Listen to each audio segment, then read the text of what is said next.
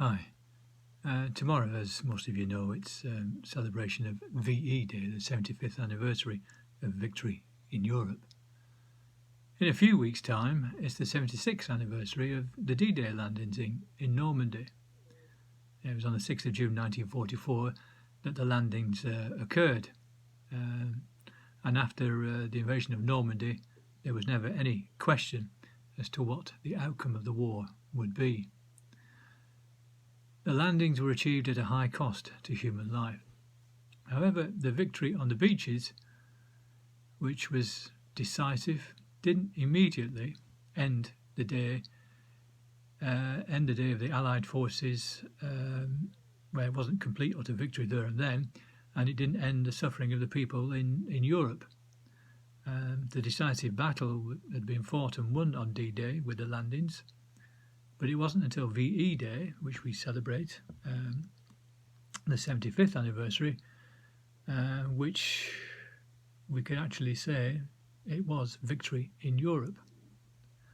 So during the time between D-Day and VE Day, more people suffered and died, such that we could live a free life.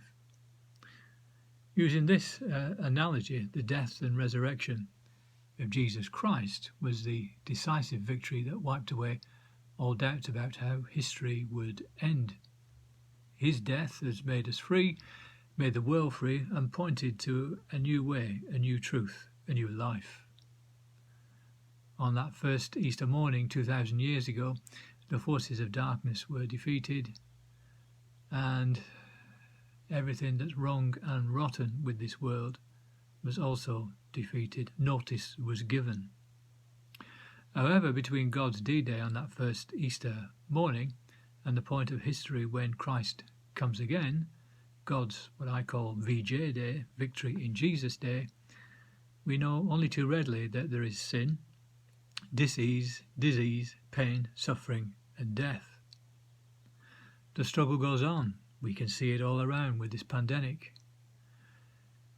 But we live life in hope, knowing that because of the resurrection, there is a deeper magic at work, even now, that death, destruction, decay, even COVID-19 has been defeated. The decisive battle has been won, as the Apostle Paul reminds us, and we are fully assured of that victory. That victory is inevitable. And as Christians, we wait for that ultimate final victory, Christ coming again. However, until that day, we have to keep working at our faith. As Christians, we are meant to live counter-cultural lives under the lordship of Christ. The way of Jesus isn't about religion, though many people think it is. It's about reality. It's about lining yourself up with how things are. Perhaps a better question than who's in and who's out is who's living rightly. And for many, following Jesus is the best possible way to live. Rob Bell, using Jesus as his paradigm, says, being generous is a better way to live. Forgiving people and not carrying around bitterness is a better way to live. Having compassion is a better way to live. Pursuing peace in every situation is a better way to live. Listening to the wisdom of others is a better way to live. Being honest with people is a better way to live. This way of thinking isn't weird or strange. It's simply acknowledging that everybody follows somebody, and I'm trying to follow Jesus. All that's required is faith in this living, loving and longing God, who God longs to have a relationship with us. So in our world of loneliness, anger, dis-ease, decay, despair, there's an enormous need, I believe, for men and women to know the heart of God, a heart that forgives, that cares, that reaches out and wants to heal. In that heart, there's no suspicion, no vindictiveness, no resentment, and not a tinge of hatred.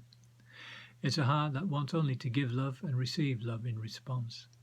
It's a heart that suffers immensely because it sees the magnitude of human pain and the great resistance to trusting the heart of God, who wants to offer consolation and hope. Jesus Christ is the one, the only one, who can quell our fears and fulfill our deepest hopes and help realise our full potential. So on this 75th anniversary of VE Day, let's see love is what God is. Love is why Jesus came. Love is why he died. Love is why he rose from the dead for you and for me. And may we all know deep in our bones that his love wins, and help us to long for VJ Day, victory in Jesus. Amen.